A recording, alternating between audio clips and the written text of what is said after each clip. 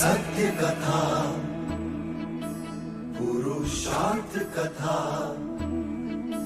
सुनो सुनो सिद्धार्थ कथा। सत्य कथा, पुरुषार्थ कथा, सुनो सुनो सिद्धार्थ कथा। चढ़ते सूरज सा तेजवान वो कीर्तिमान, हुंकार भरे जब कूच करे, थर थर कांपे आसमान। वो राजपुत्र वो शूरवीर, पर्वत को भेद दे उसके तीर, शांति का स्रोत करुणा की धार, निर्झर झरे मन से अपार। वो राजपुत्र वो शूरवीर, पर्वत को भेद दे उसके तीर, है शाक्य वंश का वो तारा, जगमग है जिससे जग सारा। सत्य कथा, पुरुषार्थ कथा, सुनो सुनो सिद्धार्थ कथा।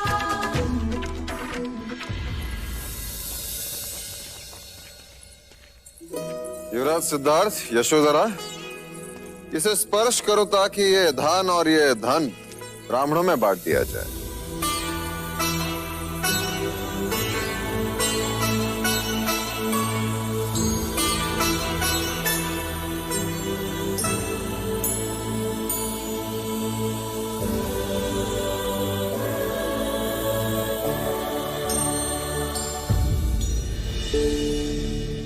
क्षमा महाराज, पर यह परंपरा हमें समझ नहीं आती। कैसी परंपरा पुत्र?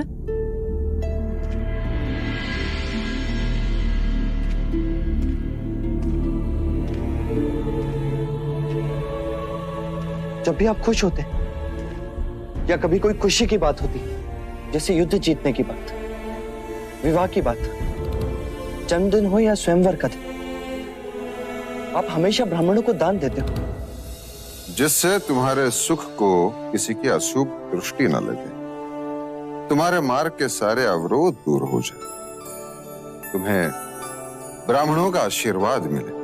तो क्या ब्राह्मणों को दान देने से अवरोध दूर हो जाते हैं? निस्संदेह होते हैं। मैंने पहले भी कहा था और आज भी कहता हूं, ब्राह्मण धरा पर ईश्वर के प्रतिनिधि हैं। मनुष्य के मस्तिष्क पर उनका हाथ अभय कवच होता है। अरे, ये आपके पैरों को क्या हुआ विप? प्रातःकाल घर से चला था, मार्ग में ठोकर लग गई। अर्थात आप अपना ही हाथ अपने ही मस्तिष्क पर रखना भूल गए विप्र।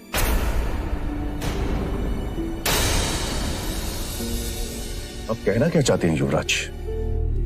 वही महाराज कि जो ब्राह्मण केवल मनुष्य के सर पर हाथ रखने से उसके मार्ग के अवरोधों को दूर कर सकता हूं, उसे स्वयं ठोकर क्यों लगी? ये हमारा अपमान है महाराज। मेरा उद्देश्य आपको अपमानित करना नहीं, पर इस प्रश्न का उत्तर तो आपके पास भी नहीं। प्रत्येक मनुष्य को अपने कर्मों के अनुसार फल भुगतना पड़ता है। अर्थात कर्म ही अंतिम है। आपके दृष्टिकोण से कर्म ही निर्णायक है। मनुष्य को अपने कर्मों से कोई नहीं बचा सकता। सत्य है। अर्थात आपके आशीर्वाद मिथ्या है विप्र। युवराज! क्षमा विप्र, आप गुरु हैं, ज्ञानी, मुझे उद्दंड ना समझे। पर जब कर्म ही सब कुछ है, तो वर्णों को इतना महत्व क्यों कि ब्राह्मण मस्तिष्क पर हाथ रखे तो आशीर्वाद और शूद्र छू भी ले तो अपराध?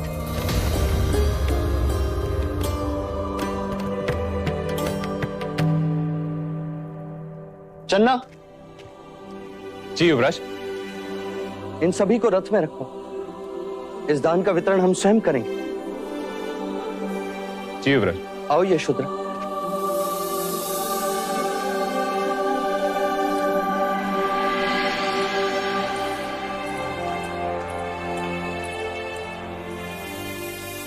क्षमा आचार्य। युवराज सिद्धार्थ की जय, युवराज सिद्धार्थ की जय, युवराज सिद्धार्थ की जय, युवराज सिद्धार्थ की जय, युवराज सिद्धार्थ।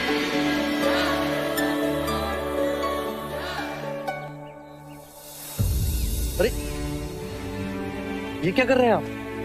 ईश्वर है आप हमारे लिए, जो स्वयं अनाज बांटने आए। मैं चाहता हूं आज से कपिलवस्तु में कोई भी भूखा ना रहे, सबको अन्न मिले, अपना अधिकार मिले। युवराज, आप हमें ये बताएं कि इस उपकार के बदले हम आपको क्या दें? अपनी पीड़ा, आप सबकी पीड़ा लेने आया हूं मैं। हटो, हटो। पीड़ा? हमारी पीड़ा? आप हमारी पीड़ा क्या समझोगे युवराज? कभी भूखे पेट सोए हैं? कभी कड़कड़ाती ठंड में बिना वस्त्र के इस धरा पर रातें बिताई हैं? क्या आप स्वयं कभी अपने ही घर में भीगे हो? नहीं ना? तो आप हमारी पीड़ा क्या जानेंगे युवराज? हमें आपका ये दान नहीं चाहिए। हम शाक्य हैं, हमारी भुजाओं में इतना बल, इतनी शक्ति है कि हम अपने परिश्रम की रोटी खा सकते हैं। और यदि आप हमारी सहायता करना ही चाहते हैं तो अपने राज्य के अधिकारियों को अत्याचार से रोको। हाँ युवराज, ये सही कह रहा है। अतिरिक्त कर के नाम पर रोटी तो ठीक, पर बचा कुचा सामान भी ले जाते। आपका दिया तो मिलने से रहा, जो है उसे भी छीन लेते हैं। कल मेरे घर से वो बर्तन कंबल तक ले गए और आज मेरी माँ ठंड से मर गई।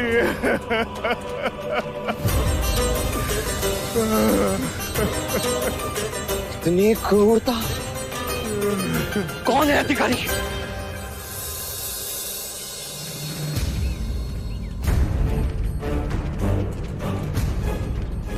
युवराज, आप प्रणाम। याचना सुनकर आए। प्रजा कहती है कि राज के अमलदार होकर भी तुम उन पर अत्याचार करते थे। कदापि नहीं युवराज।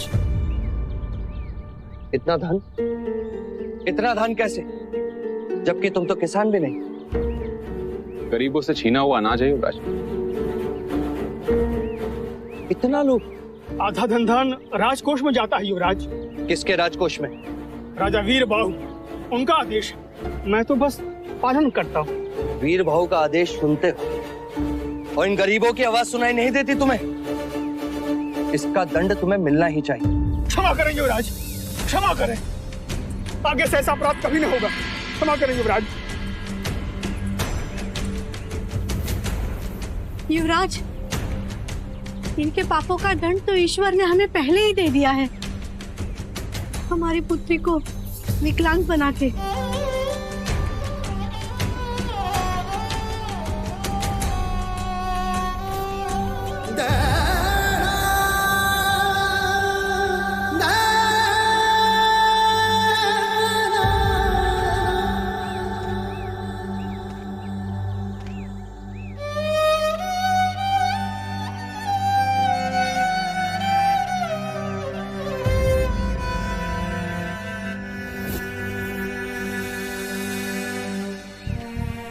तुम्हारी पुत्री की विवशता ने आज तुम्हें दंडित होने से बचा ली।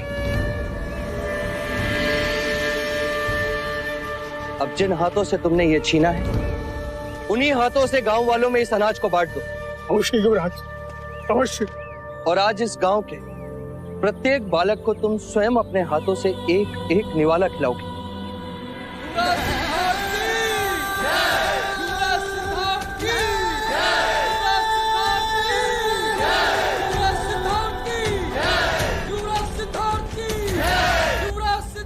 दुख का साम्राज्य देखा चले। आज तक मैं सोचता था कि धन सुख देता है, दुख को दूर करता है, पर ये गरीब जिनके पास ना धन है ना धान, वो भी दुखी। और ये अधिकारी जिसके पास धन भी है और धान भी, ये भी दुखी। अर्थात धन भी दुख को दूर नहीं करता। हाँ, कभी कभी बढ़ाता अवश्य है।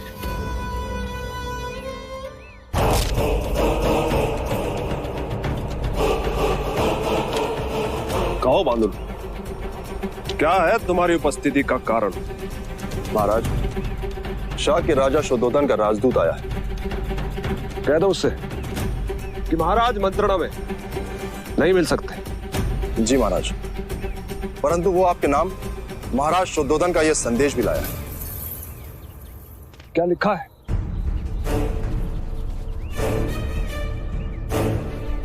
कौशल नरेश महाराज प्रसन्नजीत, युद्ध में आपकी पराजय के बाद हमारे और आपके बीच जो संधि हुई थी, उसके परिणाम स्वरूप आपने समग्र युद्ध खर्च देने का उत्तरदायित्व स्वीकार किया था। युद्ध में हुआ सारा खर्चा तुम हमें दोगे और साथ साथ ये वचन भी हम पर कभी आक्रमण नहीं करोगे। मैं वचनबद्ध हूं महाराज शुद्धोधन। जो शाक्य गणराज्य को शीघ्र ही अपेक्षित है, प्रत्युत्तर की अपेक्षा में मोहर शाक्य गणराज्य शिरोमणि राजा शुद्धोधन। उन्हें प्रत्युत्तर भेज दो बांदुल। इस समय सारा कौशल महाराज महाकौशल की मृत्यु शोक में डूबा है। इस समय हम संधि का उत्तरदायित्व निभाने में असमर्थ हैं। युद्ध खर्च नहीं दे सकते। जी महाराज, पर शीघ्र ही हम संधि के वचनों को पूरा करने का यथार्थ प्रयत्न अवश्य करेंगे। एक और युद्ध भेंट करेंगे।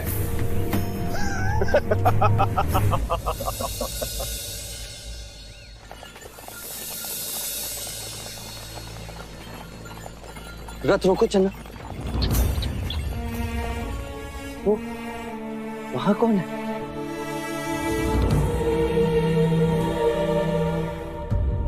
वो सन्यासी है युवराज। सन्यासी? आज पहली बार देखा उसे। हाँ युवराज, भ्रमण करते हुए कभी कभी आ जाते। फिर तो उन्हें भी अन्न की आवश्यकता होगी।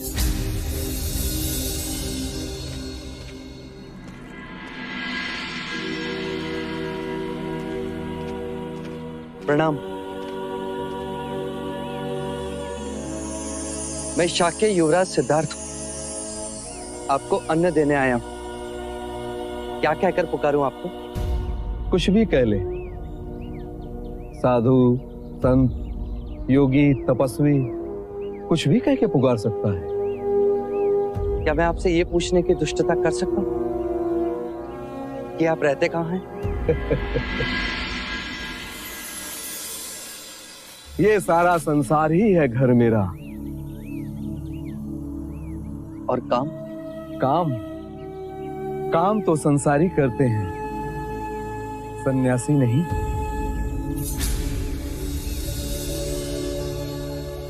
और अन्न प्रबंध वो कैसे होता है? भूख जितनी भिक्षा मिल ही जाती है। भिक्षा मांगने में लज्जा नहीं आती? अहम लज्जा को कुचल करके ही मनुष्य सन्यासी बनता है। और यदि किसी दिन कोई भिक्षा ना दे तो कोई शोक नहीं। ये प्रकृति इनकार नहीं करती। हवा कभी नहीं रुकती। जल तो मिल ही जाता है। वृक्ष फल देने से कभी भी मना नहीं करती। आप अपना समय कैसे व्यतीत करते हैं? मन को जीतने का श्रम करता हूं। ये कैसा कार्य है? ये मन ही तो है जो वासना मोह क्रोध में फंस जाता है।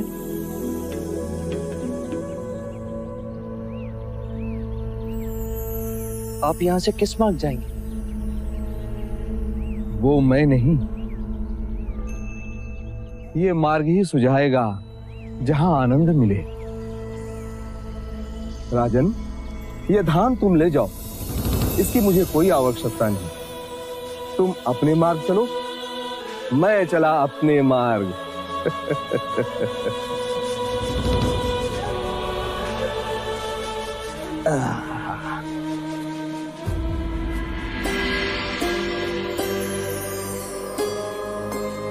मैंने धनी देखे, दरिद्र देखे, सत्ता में अंध क्षत्रिय देखे, ज्ञानी ब्राह्मण देखे, पर ये कैसा जीवन जो कुछ ना होते हुए भी इतना सुखी।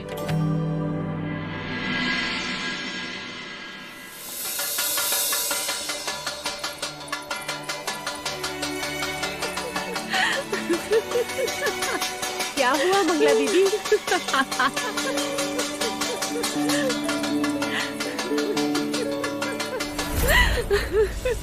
बात क्या है मंगला? खुशी का संदेश है, खुशी का, और ऐसी खुशी जिसके बारे में कोई कभी सोच ही नहीं सकता। पर ये तो बताओ मंगला काकी, संदेश क्या है? अरे ये शोर कैसा, क्या हुआ क्या? ये शोर मेरे सौभाग्य का है। पिठोरा से मेरे भाई तपोधन ने संदेश भेजा है। लीजिए लीजिए, पढ़ लीजिए, लीजिए। किंतु संदेश क्या है मंगला दीदी? उसने लिखा है, आदरणीय मंगला दीदी, पिठोरा से तपोधन का प्रणाम। निवेदन केवल इतना है कि क्यों ना कपिल वस्तु और पिठोरा के बीच जो संबंध है उसे और घनिष्ठ कर दिया जाए। हमारी पुत्री रोहिणी के संग आपके पुत्र देवदत्त का विवाह कर दिया जाए।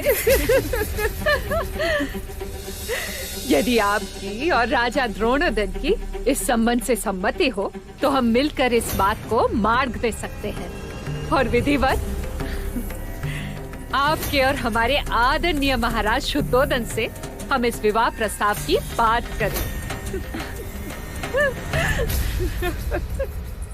अरे ये तो अति आनंद का समाचार है काकी माँ। मैंने पिठोरा की राजकुमारी को देखा है, वो बहुत सुंदर है। ज्येष्ठ की और उनकी जोड़ी खूब जचेगी। हमने तो कुलगुरु से उन दोनों की कुंडली भी मिलवा ली है। और पता है कुलगुरु ने क्या कहा? उन्होंने कहा कि इस विवाह से देवदत्त का भाग्योदय होगा। तुम केवल हाँ कह दो मंगला। शाक्य संघ की बैठक में मैं अवश्य बात करूंगा।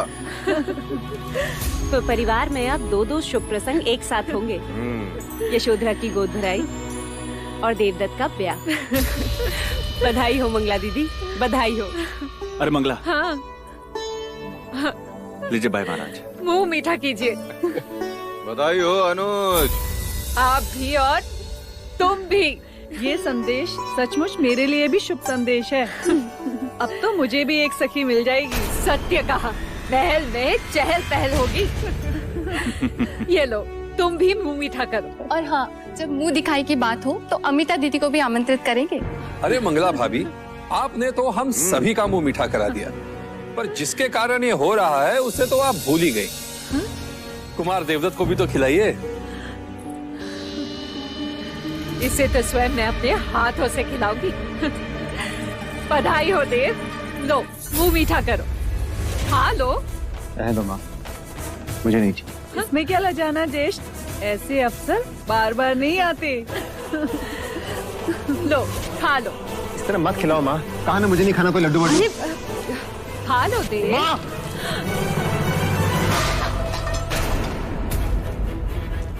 देवदत्त।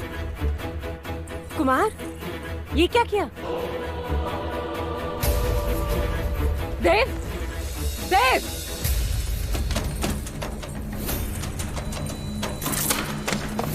देवदत्त, समझते क्या हो तुम स्वयं को?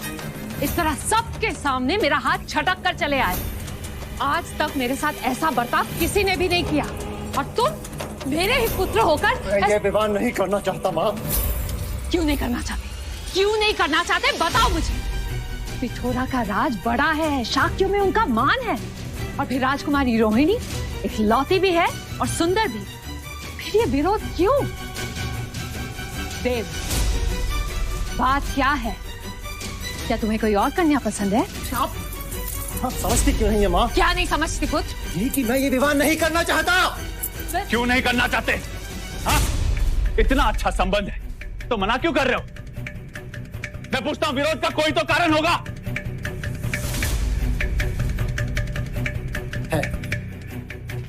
तो बताते क्यों नहीं? क्योंकि मैं आज भी यशोधरा से प्रेम करता हूं। मैं यशोधरा से प्रेम करता हूं। मैं यशोधरा से प्रेम करता हूं। मति भ्रष्ट हो गई है तेरी। तू जानता भी है तू क्या रहा है? वो तेरे अनुज सिद्धार्थ की अर्धांगिनी है, माँ बनने वाली है वो। तो क्या मामा, मैं उसे चाहता हूं। और तू देखना माँ, एक न एक दिन मैं उसे पाकर ही रहूंगा माँ।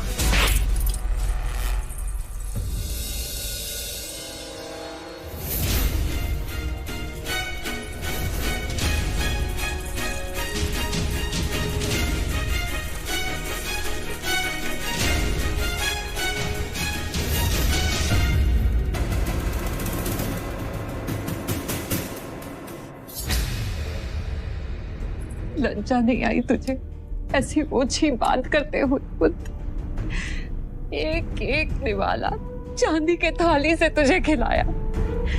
उस झूठन पर तेरी दृष्टि कैसे गई देव? देखो पुत्र, तुम्हारी दृष्टि केवल सिंहासन पे होनी चाहिए, सिद्धार्थ की अर्धांगिनी पर नहीं। और जो संबंध हुआ ही नहीं, उसके बारे में क्या सोचना। मेरी दृष्टि को इस प्रकार देखना आपने सिखाया है, आप दोनों ने। जो सिद्धार्थ का है वो तुम्हारा है, तुम्हारा है, तुम्हारा है। ये सीख आप ही की थी। और आज जब मैं यशोधरा के सिवा किसी और के बारे में विचार भी नहीं कर सकता, तो आप मुझे रोक रहे हैं। नहीं चाहिए मुझे कोई सिंहासन, मुझे केवल यशोधरा चाहिए, केवल यशोधरा, यशोधरा। देवदत्त, देवदत्त!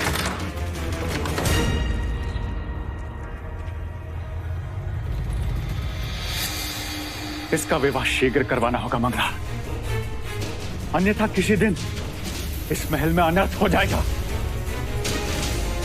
तुम राजा तपोधन को संदेश भेज ही दो।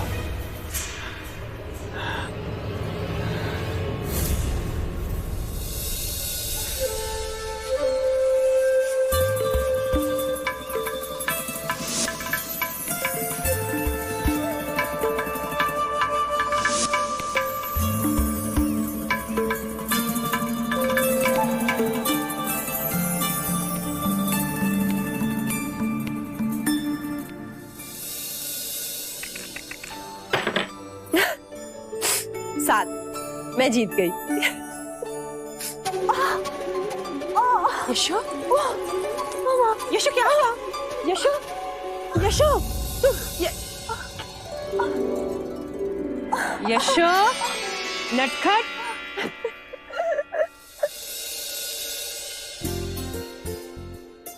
तो आ रही, हमारी संतान कैसी होगी? कैसी होगी अर्थात? देव या देवी? मैं चाहता हूँ गुफा, वो मनुष्य ही हो।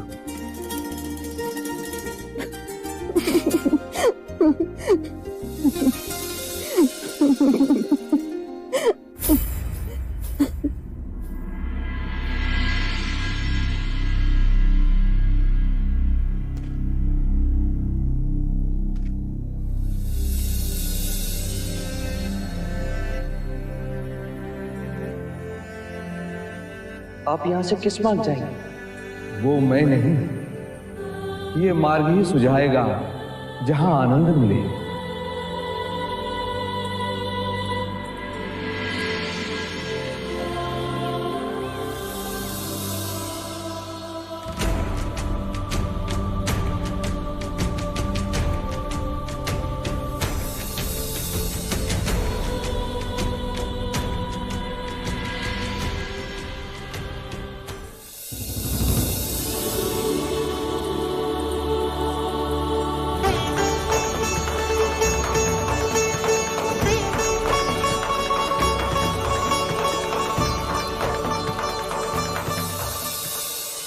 आओ मित्र दीदी, मार्ग में कोई कठिनाई तो नहीं है?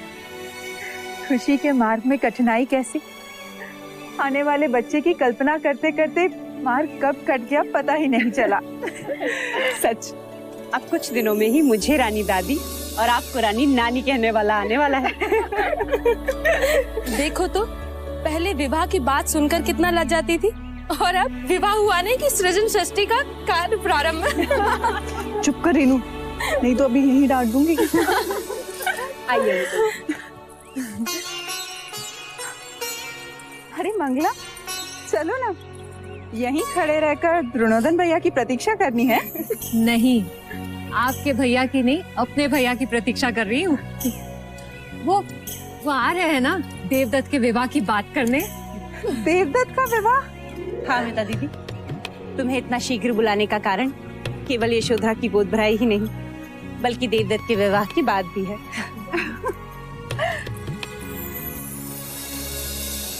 बधाई हो मंगला दीदी। वैसे कन्या है कौन? पिठोरा के राजा तपोधन, उन्हीं की सुपुत्री राजकुमारी रोहिणी।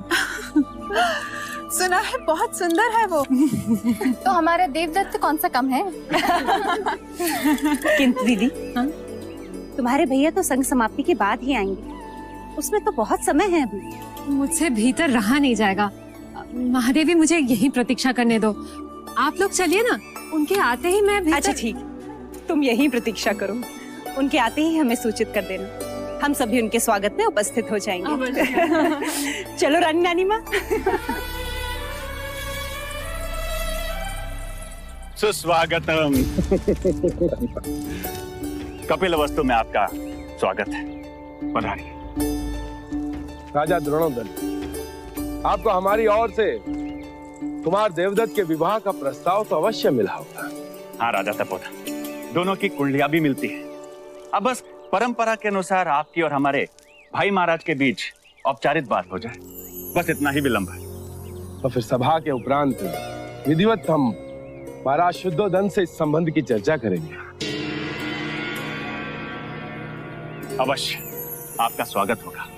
चलिए पहले ये सभा तो समाप्त हो जाए, आइए। महाराज शुद्धोदन की, महाराज शुद्धोदन की।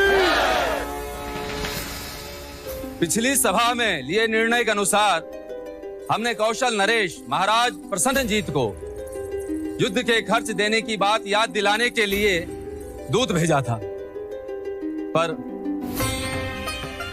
महाराज प्रसन्नजीत युद्ध खर्च देने से मना कर दिया। अर्थात उन्होंने संधि का उल्लंघन किया है, अपनी अधम राजनीति का परिचय दिया है। अर्थात अब हमें महाराज महाकौशल से बात करनी होगी। और हमें ये अशुभ समाचार भी मिला है कि महाराज महाकौशल का देहांत हो गया है।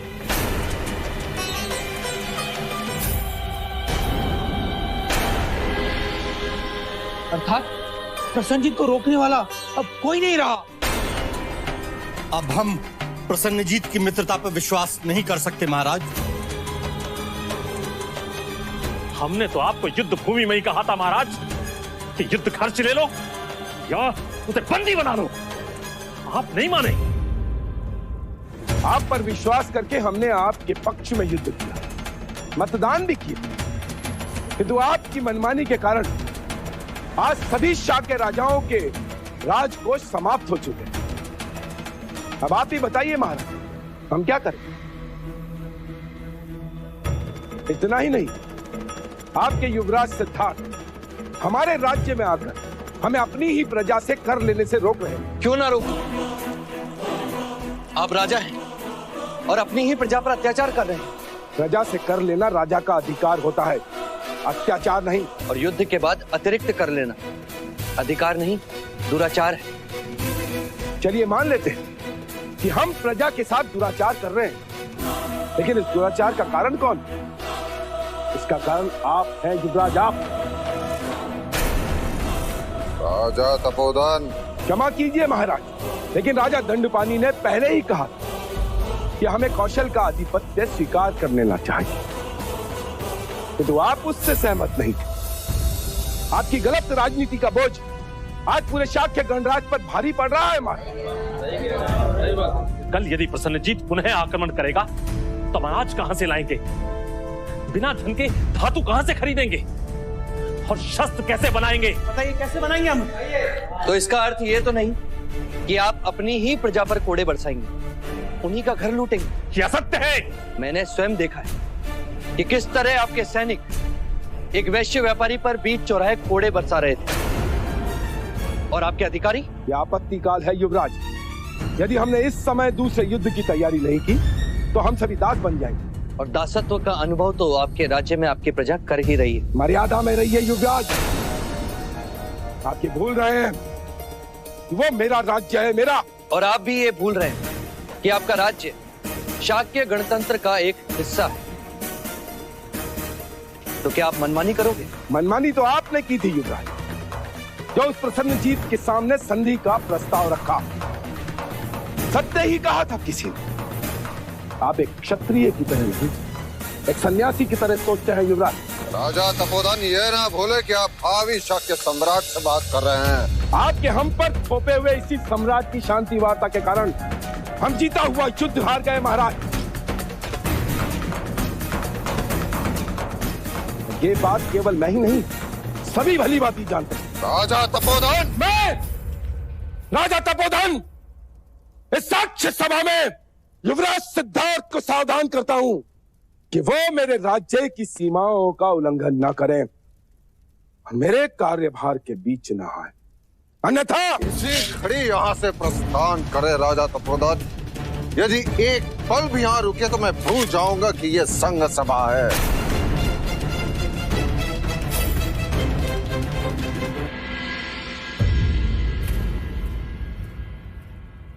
मैं अपने इस अपमान को कभी नहीं भूलूंगा महाराज। एक बात मैं अवश्य कहूंगा कि आप दोनों शाक्य गणराज के अपराधी हैं और आपको इस अपराध के लिए दंड अवश्य मिलेगा, अवश्य मिलेगा। क्या चले गया? पीछे रहो, तो पीछे रहो। अरे ये प्रजा का दरबार नहीं, शाक्य की सभा है। यहाँ सभी को अपना पक्ष रखने का अधिकार है। यहाँ ना कोई छोटा है ना कोई बड़ा।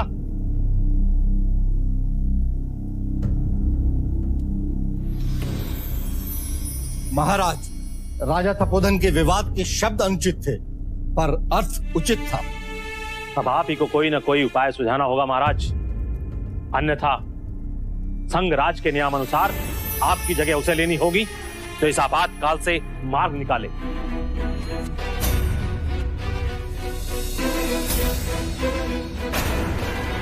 शाक्य सभा यदि अनुमति दे तो एक सुझाव है मेरे पास महाराज। कहो युवराज। क्यों ना हम शाक्य रोहिणी नदी पर एक ऐसा सेतु बनाएं जहां से हम पश्चिम भारतवर्ष से व्यापार कर सकते हैं। परंतु इससे क्या लाभ होगा? कौशल के रास्ते जाने की आवश्यकता नहीं पड़ेगी और इस मार्ग का प्रयोग हम मगध को भी करने देंगे। मगध को? जी, ये मार्ग कई योजन छोटा होगा और इस मार्ग से उनके कई दिन बचेंगे। उन्हें समय का लाभ होगा और हमें आर्थिक। वो कैसे? हमारे इस मार्ग का उपयोग करने के प्रतिफल में हम मगध से चुंगी लेंगे, जिससे हमारे राजकोष को आर्थिक लाभ होगा और इस व्यवस्था से एक और अप्रत्यक्ष लाभ होगा महाराज। कैसा लाभ?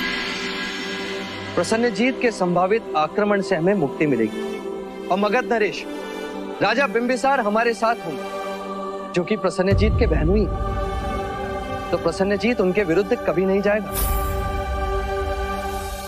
महाराज, युवराज का सुझाव अति प्रशंसनीय है। महाराज, युवराज का यह प्रस्ताव हम सबको मान्य है। परंतु प्रश्न ये है कि इस नए मार्ग का प्रस्ताव लेकर मगध नरेश बिंबिसार से मंत्रणा करने जाएगा कौन?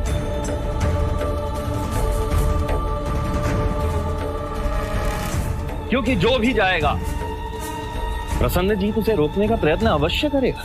पर प्रसन्नजीत को कैसे पता चलेगा कि हमारी मंत्रणा का उद्देश्य क्या है?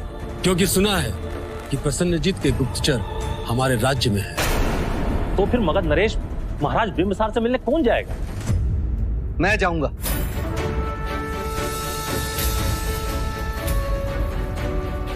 मेरे कारण ही आप सब इस संकट में फंसे। अब मैं ही आप सबको इस परिस्थिति से पार उतारूंगा, और वो भी बिना युद्ध के।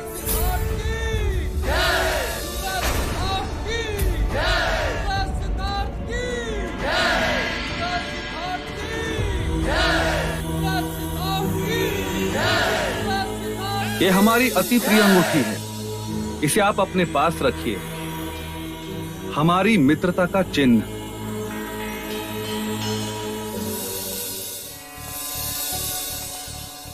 ये द्वार पर क्यों खड़ी हो मंगला? खुशी का स्वागत करने। आप तो जानते हैं देवदत्त के विवाह की बात करने के लिए तपोधन भैया आ रहे हैं।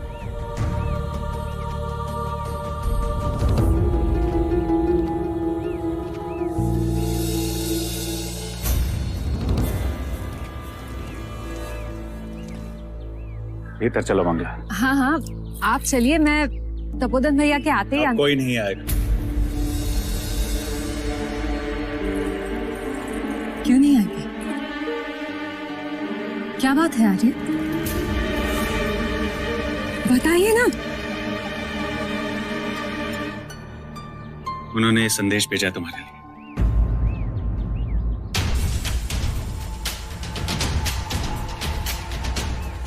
मंगला दीदी, इच्छा तो बहुत थी कि मेरी पुत्री राजकुमारी रोहिणी का विवाह देवदत्त के साथ हो और हम कपिल वस्तु के समधी हो, किंतु अब ये असंभव है।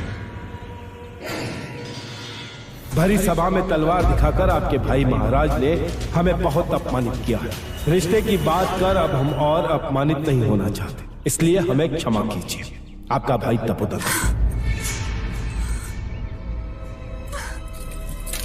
मंगला, मंगला,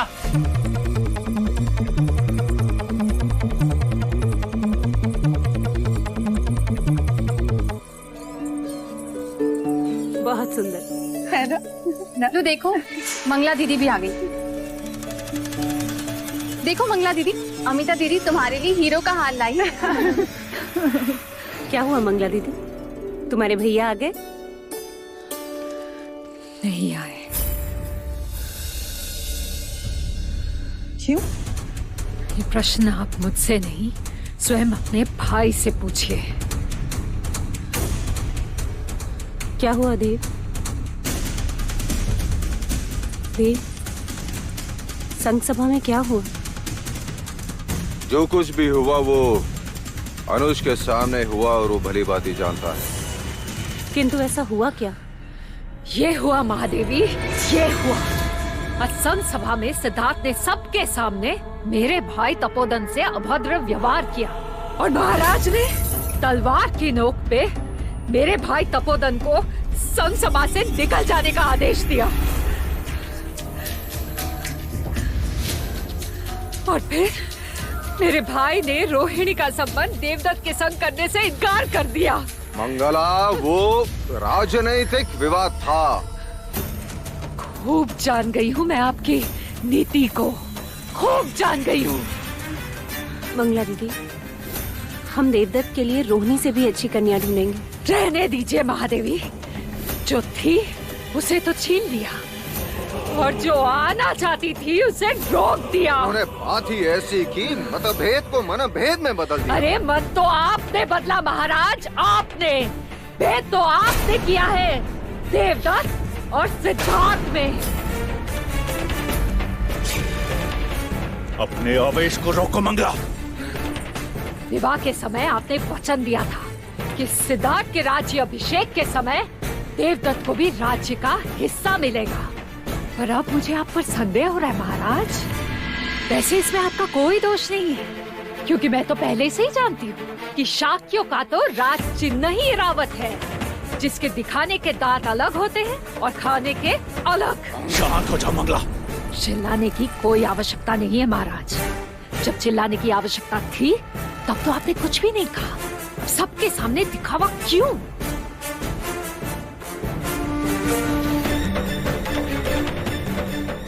जा रही हूँ।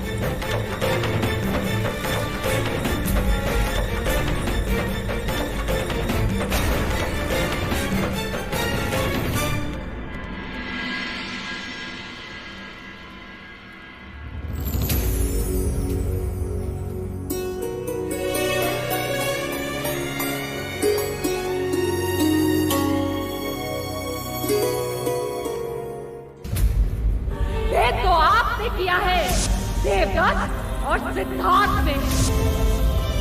युवराज सिद्धार्थ को सावधान करता हूं कि वो मेरे राज्य की सीमाओं का उल्लंघन न करे, मेरे कार्यभार के बीच न आए।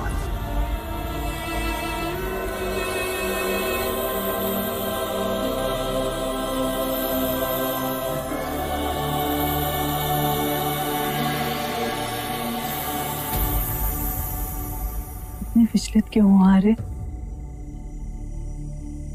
प्रश्न तो यह है गोपा, जब संपूर्ण सृष्टि घूम रही, मनुष्य स्थिर कैसे रहे? ये निराशा के उद्गार क्यों? जहां दृष्टि पड़ती संघर्ष दिखाई देता है गोपा।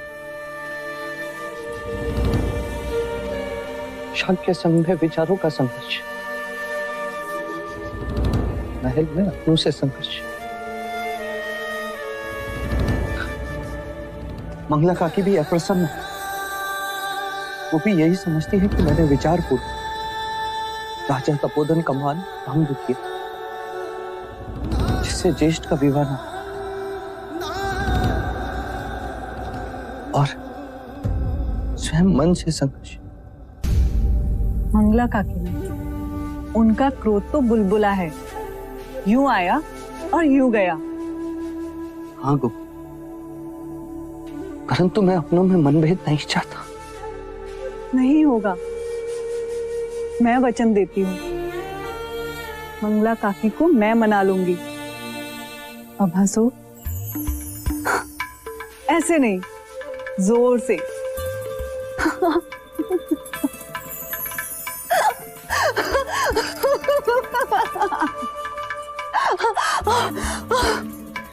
क्या हुआ गोपा? कुछ नहीं, ये कह रहा है हंसो मत, मैं विश्राम कर रहा हूँ माँ।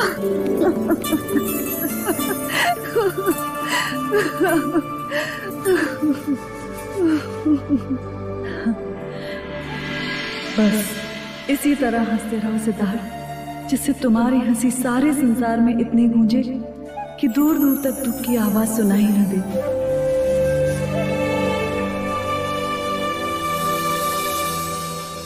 सत्य कथा,